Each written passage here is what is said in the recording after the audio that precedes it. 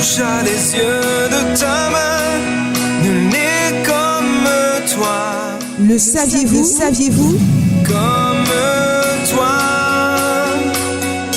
Le saviez-vous? Une émission d'enseignement sur les révélations du Seigneur pour transformer la vie du chrétien afin de mieux le préparer au retour de notre Seigneur Jésus-Christ. Le saviez-vous? Votre rendez-vous hebdomadaire qui vous transmet la parole de Dieu et vous permet de démarrer la semaine avec la révélation du Seigneur pour votre vie.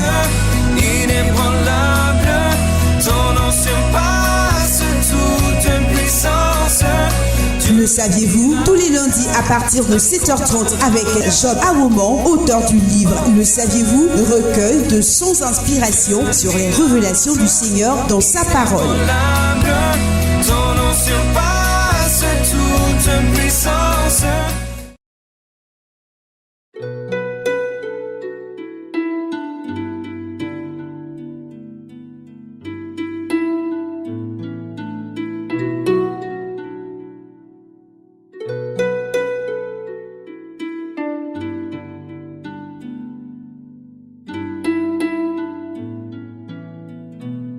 Alléluia, soyez bénis au nom puissant de notre Seigneur Jésus-Christ.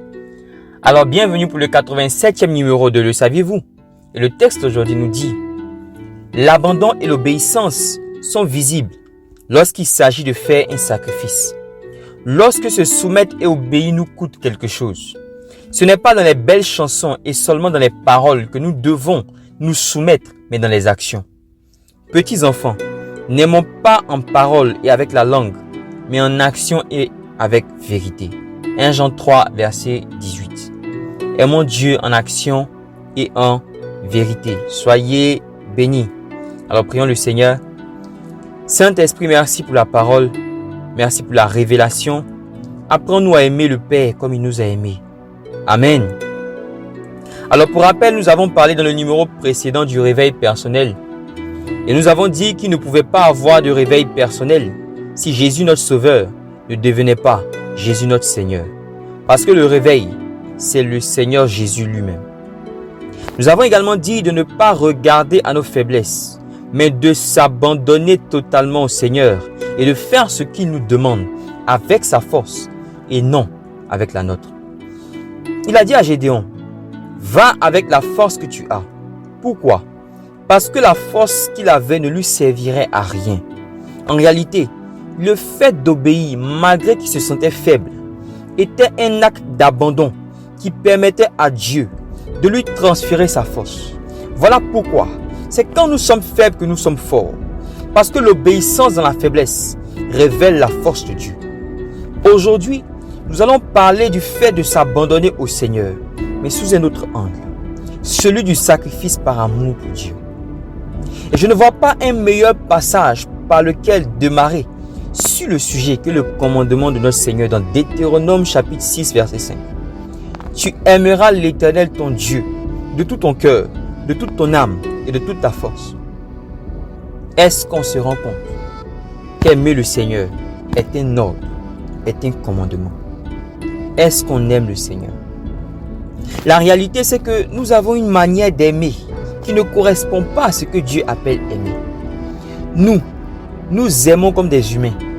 Nous sommes pleins de bonne volonté, mais nous ne manifestons pas toujours le type d'amour que Dieu attend de nous. Souvent, on n'aime pas Dieu. On aime les choses de Dieu. On aime ses promesses, mais on ne l'aime pas. N'attendons pas d'avoir des problèmes, d'avoir des besoins, ou lorsque la mort s'approche d'un domaine de notre vie pour l'aimer ou pour le chercher. Dieu nous a aimés d'un amour inconditionnel. Nous aussi, aimons-le d'un amour inconditionnel. Dieu nous a aimés alors que nous étions rebelles. C'est pour cela que nous devons l'aimer même si nous n'avons pas encore vu ou reçu ce que nous lui avons demandé. Donc premièrement, Dieu demande de l'aimer de tout notre cœur, de toute notre âme, de toute notre pensée et de toute notre force. Dieu réclame tout notre cœur. Ton cœur, c'est là que se trouvent tes émotions, tes sentiments. Dans la pensée hébraïque, le cœur qui est l'évave est le centre et la source de toutes les activités humaines. Quand Dieu demande notre cœur, en fait, il demande à être présent, à être honoré dans tout ce qu'on fait. Une pensée pareille a été évoquée par Paul dans 1 Corinthiens 10, le verset 31. La Bible dit, « Soit donc que vous mangiez, soit que vous buviez, soit que vous fassiez quelque autre chose, faites tout pour la gloire de Dieu. » Dieu veut que nous le mettions au centre de toutes nos activités. C'est une preuve d'amour. Je pense que nous devons en faire un exercice. Nous devons nous demander régulièrement si Dieu est glorifié dans ce que nous sommes en train de faire. Nous devons expressément dire à Dieu, « Seigneur, c'est pour toi que je le fais. » Et quand on n'est pas en train de le faire pour le Seigneur, on doit recadrer pour le faire pour lui. Croyez-moi, cela va non seulement garder votre cœur, mais va vous permettre de mettre Dieu au centre de tout ce que vous faites. C'est une preuve pratique d'amour. Dieu nous demande de l'aimer de toute notre âme. Et le mot hébreu, qui a été traduit par souké dans le grec et par âme dans le français, est nefesh. Et nefesh dans la pensée hébraïque représente toute la personne. Il y a un chant qui dit « De tout mon être, alors s'élève un chant.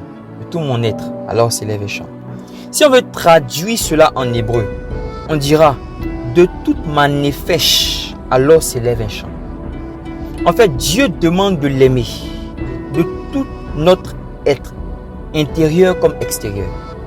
C'est-à-dire que notre personne doit être attirée par la personne de Dieu. Dans le psaume 42, verset 1, il est écrit « Comme une biche soupire après des courants d'eau, ainsi mon âme soupire après toi, ô Dieu. » En fait, il dit « Ainsi ma nefesh soupire après toi, ô Dieu. » Donc, l'une des manières d'aimer Dieu de toute son âme, c'est de soupirer après lui, de le chercher, d'avoir envie de lui parler, d'avoir envie de l'entendre. Combien de chrétiens vont à l'église chaque dimanche? Ils sont dans des activités religieuses, mais qui n'entendent pas Dieu leur parler et ne sont pas gênés. Ils ne soupirent pas après Dieu. Ils ne soupirent pas après sa présence. Ils ne sont pas troublés. Il n'y a pas de soif. Quand tu soupires après ton époux ou ton épouse, il y a des sacrifices que tu es prêt à faire pour le rencontrer, pour la rencontrer. Ah Seigneur, aide-nous à t'aimer. Pose-toi la question, est-ce que j'aime Dieu? Est-ce que je soupire après Dieu de tout mon être? David soupirait après Dieu. Amen. Tu aimeras le Seigneur de toute ta force. Oui, toute ta force. Où va ta force? Tu es tout le temps fatigué. Pourtant, tu n'as pas fait grand chose pour Dieu. Tu as fait beaucoup de choses pour toi, mais pas pour Dieu. Tu es fatigué. Qu'est-ce que tu as fait pour Dieu? Dieu demande tout. Notre amour doit se matérialiser par des actions. Dieu demande notre énergie physique et mentale. Aimer Dieu va nous demander de nous lancer dans des temps de jeûne, souvent des longs jeûnes. Aimer Dieu va nous demander de sacrifier des heures de sommeil pour le chercher. Aimer Dieu va nous demander de sacrifier notre ego, notre réputation pour faire des choses pour lui. Aimer Dieu va nous demander de l'argent, des ressources financières et matérielles. Aimer Dieu implique tout ce que nous possédons physiquement et matériellement. Notre temps, notre argent, notre énergie. Aimer Dieu va nous coûter quelque chose. L'obéissance va nous coûter quelque chose. Une relation amoureuse dans laquelle on ne donne pas n'existe pas. Parce que par essence, aimer, c'est donner. Car Dieu a tant aimé le monde qu'il a donné. Toi aussi, tu dois dire, car j'ai tant aimé Dieu que j'ai donné. Seigneur, aide-nous à t'aimer. Aide-nous à t'aimer. Deuxièmement, aimer Dieu commence par savoir qu'il nous a aimés.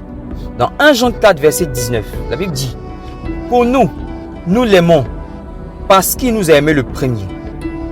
Aimer Dieu commence donc par la perception que nous avons de lui.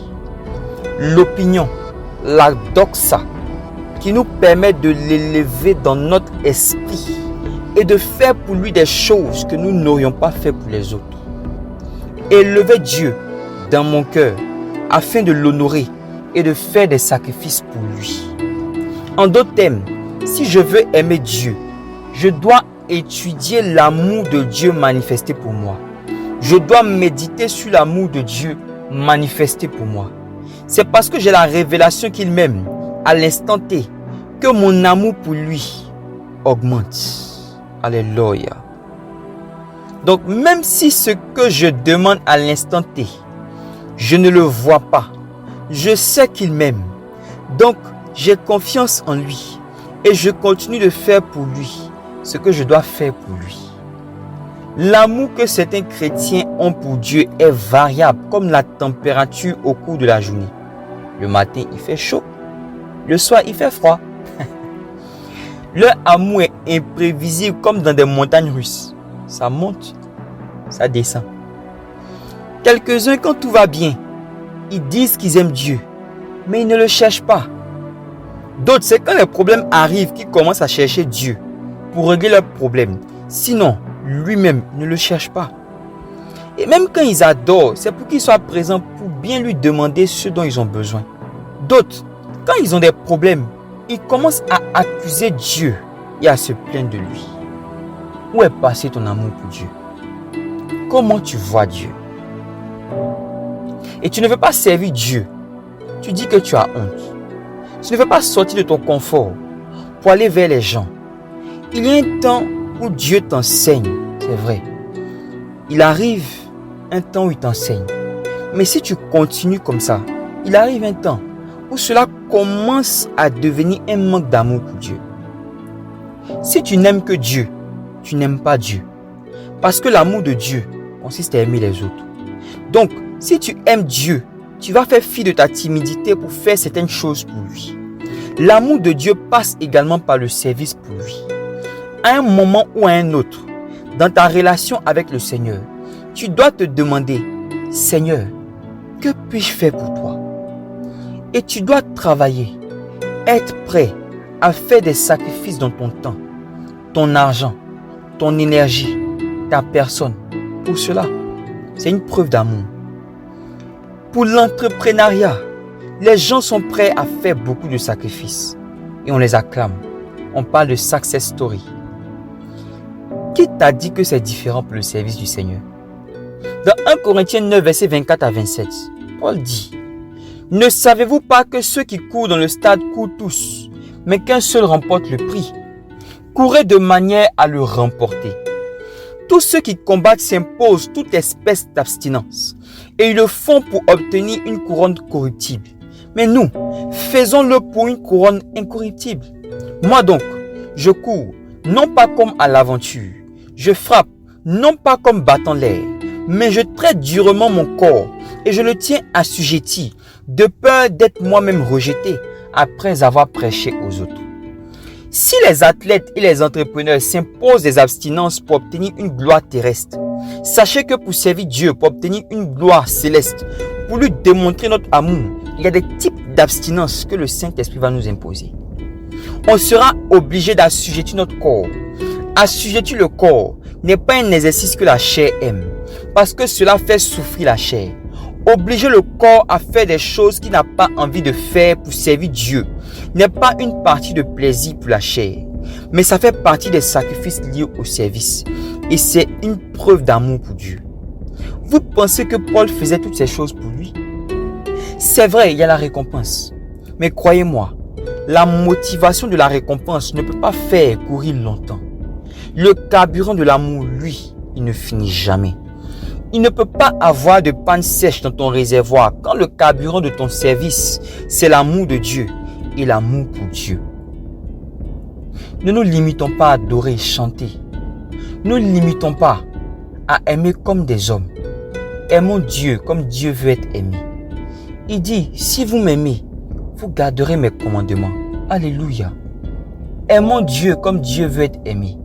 Lisons la parole. Cherchons dans la parole comment Dieu veut être aimé, pour manifester cet amour de manière pratique, pour que cela soit palpable et tangible pour Dieu, pour que notre amour ne ressemble pas seulement un amour dans la bouche, mais que ce soit un amour aussi en action. Alléluia. Alléluia. Prions le Seigneur. Saint-Esprit, j'aimerais te prier pour nos cœurs. Ah Seigneur, souvent nous ne t'aimons pas. Souvent nous disons que nous t'aimons, mais nous ne t'aimons pas. Souvent nous ne faisons pas exprès, souvent c'est de bonne foi. Nous voulons t'aimer, mais nous ne savons pas comment t'aimer. Et nous ne le faisons pas de la bonne manière. Saint-Esprit, enseigne-nous comment aimer le Père. Jésus nous a montré comment vivre avec le Père, comment l'aimer. Apprends-nous à copier notre Seigneur Jésus et à aimer le Père comme il doit être aimé. À agir, que notre amour soit pratique, que notre amour ne soit pas virtuel, mais que notre amour soit palpable et pratique. Pour que le Dieu qui nous a aimés, nous puissions l'aimer aussi. Ô Saint-Esprit, mets maintenant dans nos cœurs une décharge d'amour. Fais naître l'amour pour le Père dans nos cœurs. Fais naître l'amour pour le Père dans nos cœurs. Que notre opinion de Dieu change. Que notre vision de Dieu change. Que la manière dont nous voyons Dieu change. Pour que nous puissions lui donner la place qui lui revient. Afin de l'aimer comme il se doit. Au nom de Jésus. Je prie Seigneur pour ces personnes qui m'écoutent. Que l'amour de Dieu descende dans leur cœur. Que la doxa de Dieu descende dans leur cœur. Qu'une décharge de l'amour descende dans leur cœur. Au nom puissant de Yeshua. Que nous soyons épris d'amour. Qu'ils soient saisis de ton amour. Qu'ils soient poussés à faire des choses qu'ils n'avaient pas l'habitude de faire par amour pour toi, ô Père. Et même s'ils te trahissent par le péché, Seigneur, qu'ils puissent comprendre ton amour afin de revenir vers toi pour savoir que ton amour efface le péché à cause de l'œuvre de la croix et que leur amour pour toi ne faiblisse et ne faillisse pas. Au nom puissant de Jésus. Amen. Alors vous pouvez vous connecter sur notre page Telegram et sur notre chaîne WhatsApp, sur notre chaîne YouTube, sur notre chaîne Facebook en tapant Le Croyez-vous. C'est Le Croyez-vous et non Le Saviez-vous. Vous y retrouverez l'enseignement d'aujourd'hui et des édifications pour votre âme. Merci beaucoup de nous avoir suivis. On se retrouve la semaine prochaine pour notre numéro 2. Le saviez-vous?